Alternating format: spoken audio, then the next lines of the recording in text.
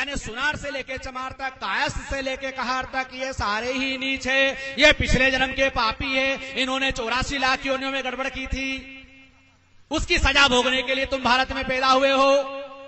England, America, Germany, Japan, रूस, France में ना तो ब्राह्मण है, ना क्षत्रिय, ना वैश्य है, ना कोई नाई धोबी कुमार है, वहां सब लोग गड्ढमड्ढे, सब भाईचारे से रहता है। वहां पे भगवान ने ऊंची नीची पेड़ी नहीं बनाई। भगवान को बस चले तो सिर्फ भारत में चले।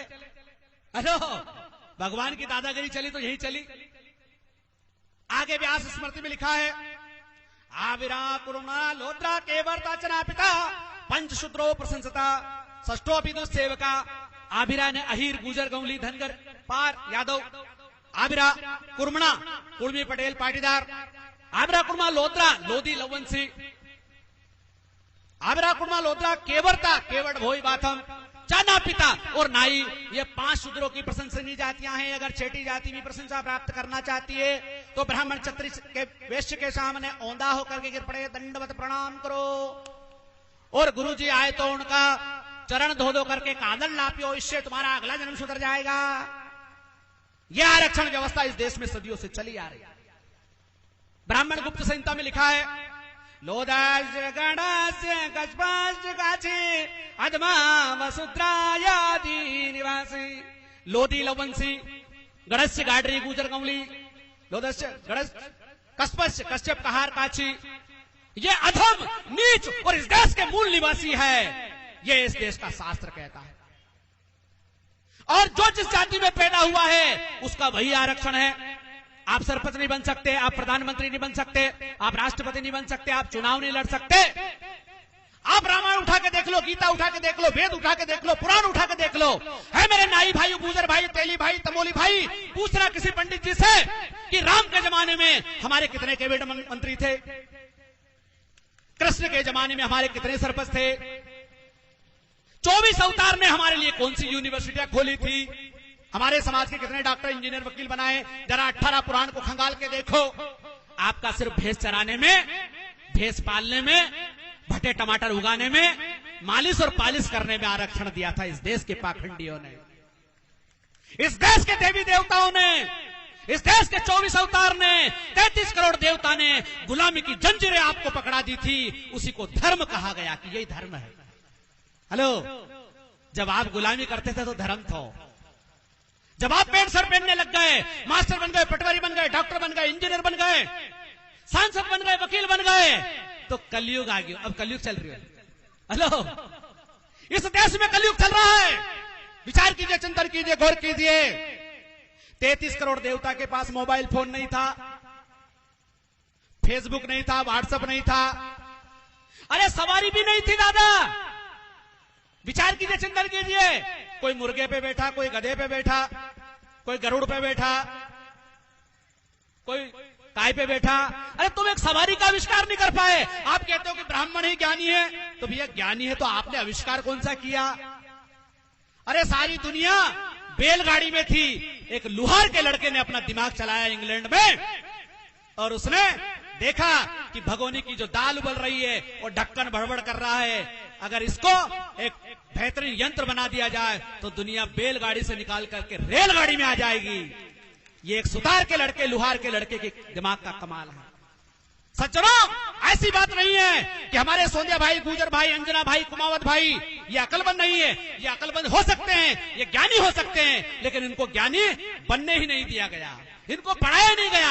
आज मुसलमान की मस्जिद में जाकर के देखना, जाके देखना, वहां का मौलवी अपने बच्चों को कुरान और हदीस को हिफ्ज करवाता है, पढ़ाता है, अरबी फारसी पढ़ाता है, उर्दू पढ़ाता है।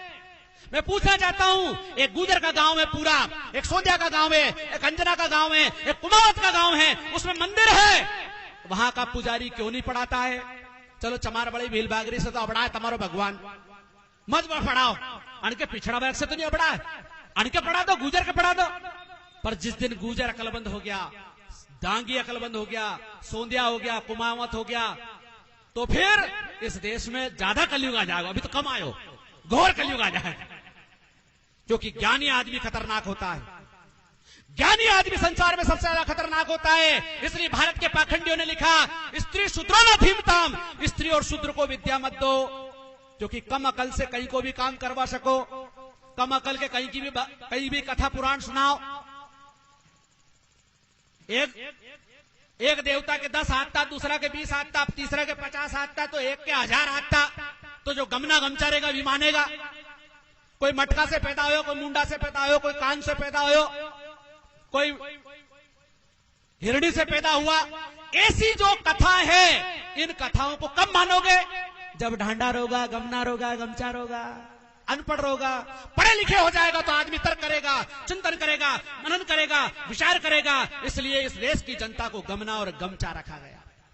आज बहुत सारे लोग कहते हैं सब आरक्षण गलत है,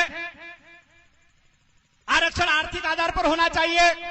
अरे सदियों से जो तुमने आरक्षण बनाया, इससे देश कैसे बर्बाद हुआ वो मैं बता दूं आपको।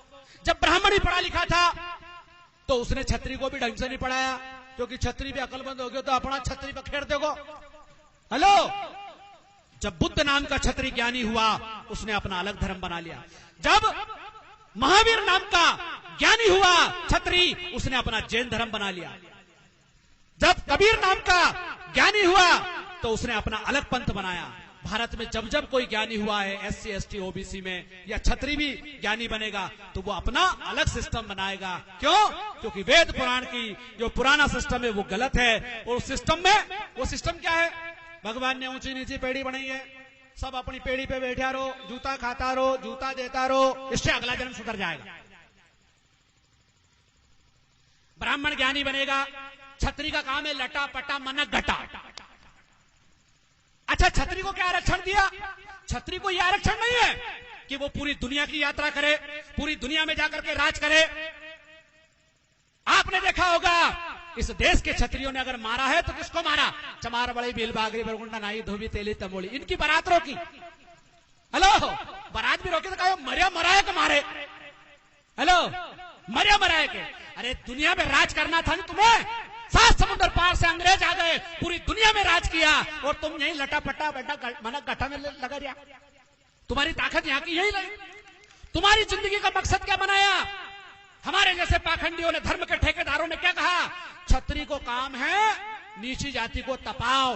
सोंदिया, गुर्जर, दांगी, यादव, माली, तेली, तमोली, ये नाई धोबी, इनको अपनी जाति को काम कराओ, नहीं करे तो मारो। ये तो बाफड़ा अंग्रेज अच्छा आ गया जो ये सारा सिस्टम बदल दिया।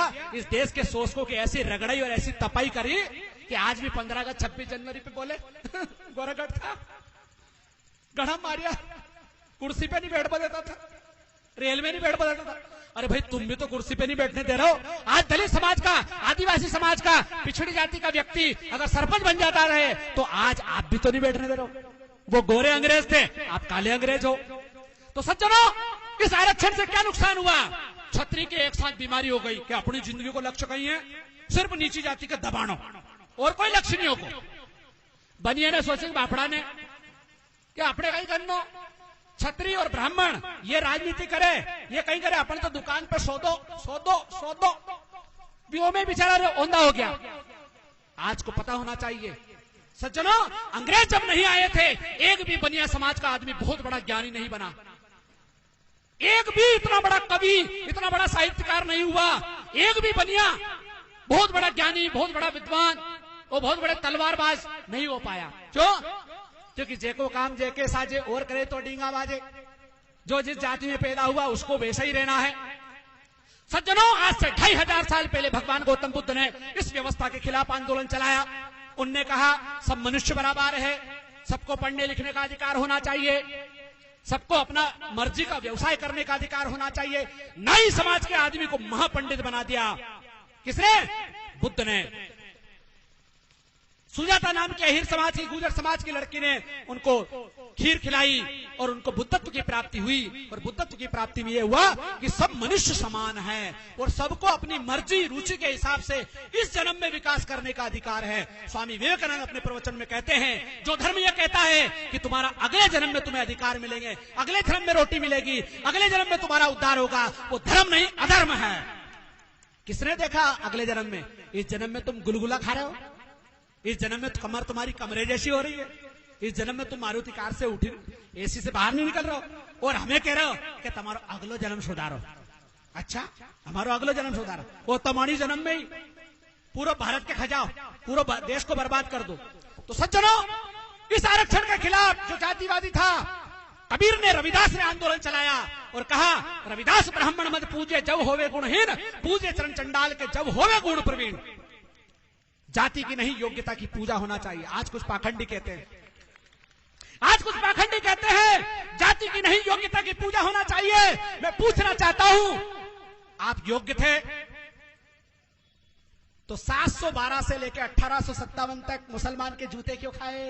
हेलो, तुम्हें जब दौड़ा दौड़ा के तपाया, आज बोलते बहुत सारे लोग, हजारों मंदिर तोड़ दिया, अशो कर दियो, तो फिर तुम्हारी योग्यता कहां थी? हेलो, तुम्हारा 33 करोड़ देवता कहां था? तुम्हारा 24 अवतार कहीं कर रहा था? और चलो भी तो बापड़ा सो रहा था, भी तो बाटा लोड़ी का है। आप क्या कर रहे थे? आपकी योग्यता कहां गई थी? जब 1857 से लेकर 1947 तक अंग्रेजों ने तुम्हारी रगड़ाई की, उस समय तुम्हारी योग्यता और बहादुरी कहां थी? विचार कीजिए, चिंतन कीजिए। योग्यता किसी बाप की बपोती नहीं होती है, किसी जाति वर्ग की बपोती नहीं होती है, कोई जन्म से योग्य और अयोग्य नहीं होता है। सज्जनों, आदमी को 3 चीज से योग्य बनता है, एनवायरमेंट, एजुकेशन एंड एक्सपीरियंस। 3 चीजों से आदमी योग्य बन जाता है, चाहे वो किसी भी जाति वर्ग संप्रदाय का हो। एनवायरमेंट, जैसा आपका वातावरण होगा वैसा आदमी हो जाता है, जैसा आपका अनुभव होगा और जैसा एजुकेशन सिस्टम होगा। जब सदियों से आपने इंसान को पढ़ने ही नहीं दिया तो वो योग्य कहां से बने? हेलो, जब आदमी पढ़ने लगा, हिरण्यधनु महाभारत में पढ़ा होगा आपने, सुना होगा। हिरण्यधनु राजा का लड़का, भील का लड़का था, एकलव्य। जब वो अपनी धनुर्विद्या अपने गुरु के माध्यम से सीखा, शोषकों ने उसका अंगूठा काट दिया और कहा कि वो तो गुरुजी की मूर्ति बना के आड़े आड़े विद्या सीख रहा तो चोरी कर रहा था, इसलिए गुरुजी ने उसका अंगूठा मांग लिया और अतरो गमचो तो क्या उन्हें अंगूठा दे दियो। विचार कीजिए, चिंतन कीजिए, गौर कीजिए। अरे जब वो हिरण्यधन राजा का लड़का था तो उसका अपना गुरु होगा स्वयं का, वो दूसरे के गुरु के पास काहे को जाएगा? विचार कीजिए, चिंतन कीजिए, गौर कीजिए। इसलिए सज्जनों, एकलव्य का अंगूठा जबरदस्ती काटा गया और पाखंडियों ने क्या कहा कि वो तो गुरु दक्षिणा में दिया गया था। और इस देश के पाखंडी लोग उस गुरु द्रोणाचार्य के नाम पर बड़े बड़े पुरस्कार दिए जा रहे हैं कि अच्छो पहला अंगूठो काटो तो और अब द्रोणाचार्य को वो एकलव्य को पाठ हटा करके पाठ काट दियो। उनके बाप दादाओं ने हजारों साल पहले क्या काटा था? अंगूठा काटा था। और पहले जो 10 साल 20 साल पहले पढ़े हुए हैं, 5वीं में मध्य प्रदेश सरकार एकलव्य का पाठ पढ़ाती थी, वो पाठ हटा दिया, अब काट दिया। तो सज्जनों, ये सारी व्यवस्था, इस देश में 2 व्यवस्था है, एक शोषक की व्यवस्था है, एक शोषित की व्यवस्था है। शोषक के कौन लोग हैं और शोषित के कौन लोग हैं, ये आपको समझना पड़ेगा। तो कबीर ने कहा था, एक बूंद एक मलमूत्र एक चामर गूदा, एक ज्योति से सभी जन में को बामण को सूदा। एक बूंद, जिस माता पिता के रजवीर से ब्राह्मण क्षत्रिय वैश्य पैदा होते हैं, उसी से सुनार से लेकर चमार तक, कायस्थ से लेकर कहार पैदा होते हैं। 9 महीने में आप पैदा होते हैं, 9 महीने में हम पैदा होते हैं। अरे जहां से तुम खाते हो वहीं से हम खाते हैं, जहां से तुम निकालते हो वहीं से हम निकालते हैं। तो फिर ऊंची नीची पेड़ी कैसे? हेलो, थोड़ा हाउ कर दीजिए, विचार कीजिए, चिंतन कीजिए। कबीर कितनी बड़ी बात कहते हैं, कितनी बड़ी बात कहते हैं। एक बूंद एक मलमूत्र एक चामर गूदा और एक ज्योति से सभी जन में को बामण को सूदा। अरे मलमूत्र से भी जाति का पता चल जाता है। यो बकरी की मेंढगी है, ये ऊंट की लीद है, ये कुत्ते ने बिगाड़ा है। लेकिन एक गांव में अगर सभी जातियों के लोग खाड़ बिगाड़ के आ जाए, रोड बिगाड़ के आ जाए, तो पता नहीं चलेगा कि ये ठाकुर साहब का है कि पंडित जी का है कि पंडितानी का है कि भरी का है कि पंडितानी का है कि भरी का है।